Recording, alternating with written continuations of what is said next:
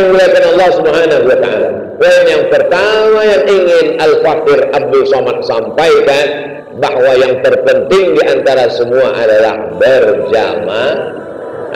Alhamdulillah, mengajari orang Garut berjamaah itu sama dengan mengajar itik berenang. Mereka adalah orang-orang yang berjamaah. Abdul Somad bisa datang kemari kan karena mereka sudah berjamaah. Lalu Abdul Somad menceramahi tentang jamaah, mubazir. Lalu apa yang perlu kita jaga? Inna syaitan qad ya'isa an ya'mudahul musallin. Setan sudah putus asa menggoda orang Garut. Sudah putus asa. Begitu dia tahu, ini orang mana? Dari Garut. Aku putus asa. Walakin, akan tetapi fit tahrish, dia tanamkan bibit-bibit permusuhan, gesekan-gesekan api kecil. Makanya ini lalang kering. Kalau ada gesekan api kecil, cepat-cepat dipadamkan. Dengan apa? Tabayyun. Dengan apa? Klarifikasi. Dengan apa? Pertemuan-pertemuan. Dengan apa? Ngaji bareng, duduk bersama. Kalau kelihatan wajahnya cemberut, nanya, ada apa guys? Mau dibawa kemana hubungan kita ini? Tapi sekarang susah kita mau melihat wajah orang cemberut. Kenapa? Pakai masker.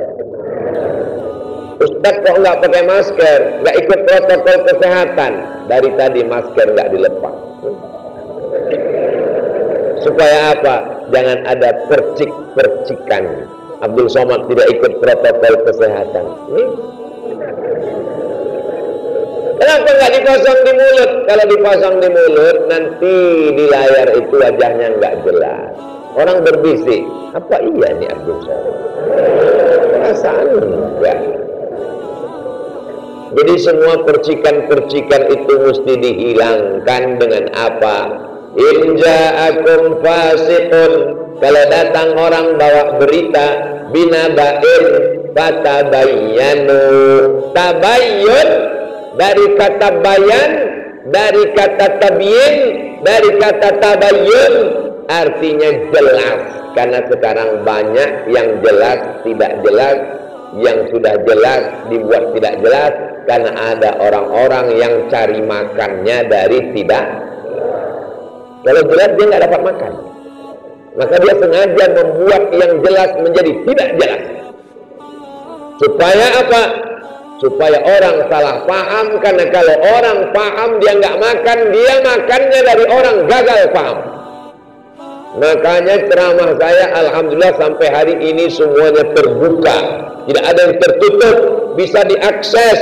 Jangan tonton dari video yang sepotong-sepotong, tonton dari A sampai Z, dari awal sampai akhir di channel Ustaz Abdul Somad Official. Subscribe, like, share, and comment. Bisa dipertanggungjawabkan semuanya.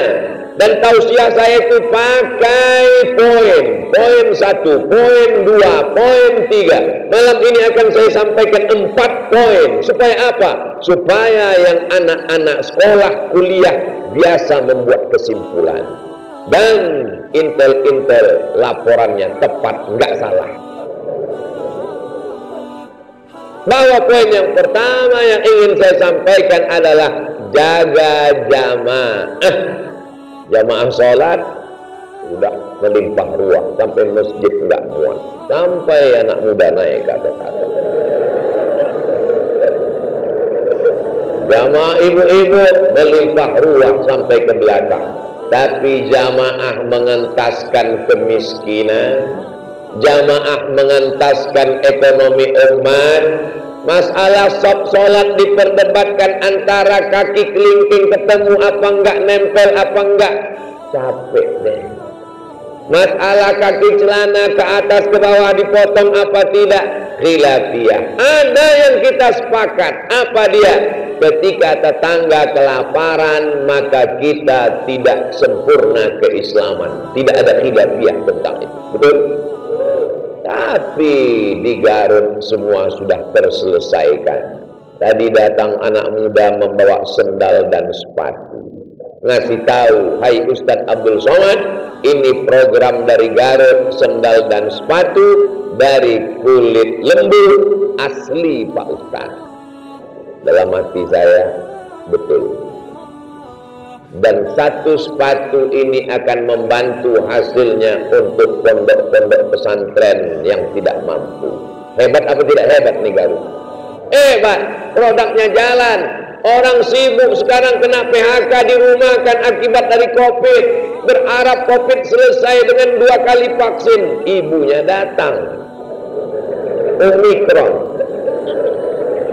Tidak pernah selesai. Tapi orang Garut tidak sibuk memikirkan itu.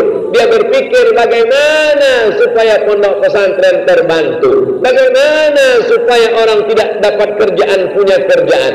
Akhirnya tetap makan sapi, kulit sapinya dibawa ke pabrik buat sepatu, hasilnya tidak dinikmati sendiri. Dan tanah yang subur, cantik, indah ditanami kopi, kopinya dijual, minta endorse sama Ustadz Somad.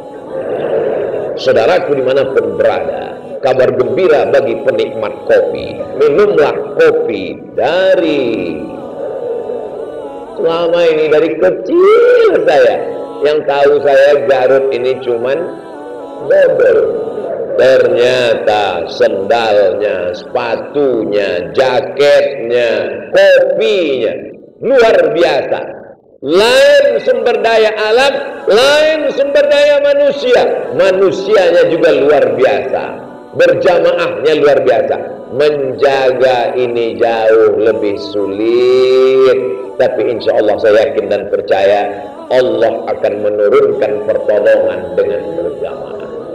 Nasrun minallah, pertolongan Allah, wa fathun qarib, kemenangan dekat.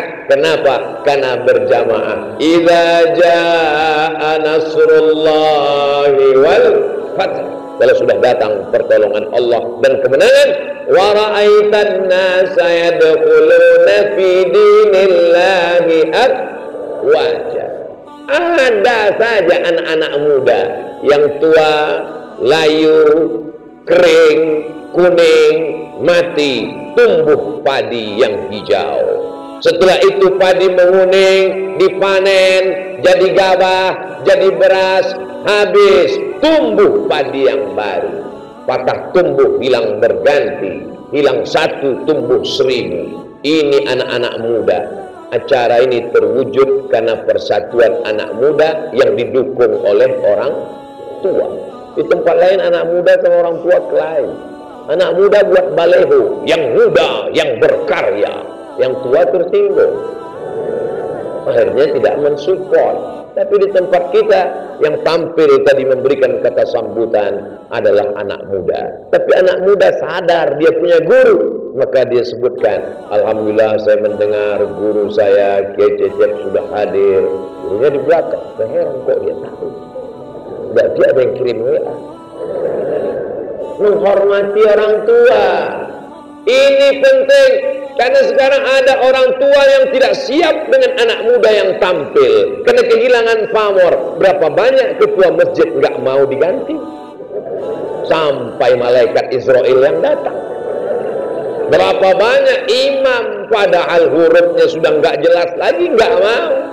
Tapi di Garut saya tidak mengajar, saya justru belajar. Dan pelajaran ini yang saya ceritakan, dari persatuannya, dari ekonomi umatnya, dari produknya yang memperhatikan pondok pesantren.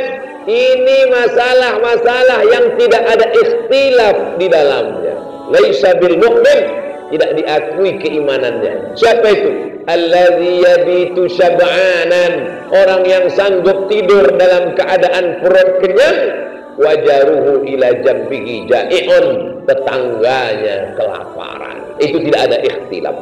Masalah kunut subuh, mazhab Syafi'i berkunut, mazhab Hanafi dan Hambali tidak berkunut, mazhab Maliki berkunut tapi sebelum rukuk, mazhab Syafi'i berkunut setelah rukuk. Ustadz Somad tergantung imamnya. Jadi Ustadz nggak mau jadi imam. Kenapa? Batuk. Paling enak jadi makmum, tanggung jawabnya ringan. Oh kalau gitu Ustaz tidak mau bertanggung jawab, Ustaz yang meninggalkan tanggung jawab. Setiap masjid sudah ada imamnya, imam rotib. Kenapa kita kegatalan jadi imam? Kalaupun datang orang kemari hebat luar biasa, maka yang berkuasa tetap imam rotib, maka dia yang maju ke depan. Kemarin saya khutbah Jumat, ditanya siapa imamnya, silakan imam tetap yang maju ke depan. Kenapa kita mesti maju menjadi imam? Saya tidak mengerti apakah masjid ini pakai musolli atau tidak, apakah bismillahnya jahar atau sir, apakah selesai sholat zikirnya kuat atau pelan, apakah selesai sholat ada doa bersama atau tidak, apakah subuhnya pakai qunut atau tidak. Paling selamat biarkan imam yang ada. Itu metode dakwah saya. Yang penting disampaikan tentang yang tidak ada ikhtilaf di dalamnya. Ayat Al-Quran, hadis Nabi, pendapat para ulama. Adapun tentang masalah yang berbeda dalam masalah fikih, nata'awan fima tafaqna wa nata'azar fima ikhtalafna. Pada perkara yang kita sepakati mari kita amalkan, yang kita berlapang dada ketika melihat perbedaan, mari berlapang dada menerima perbedaan. Setuju? Yang nggak setuju nggak apa-apa. Saya biasa berbeda dengan orang lain.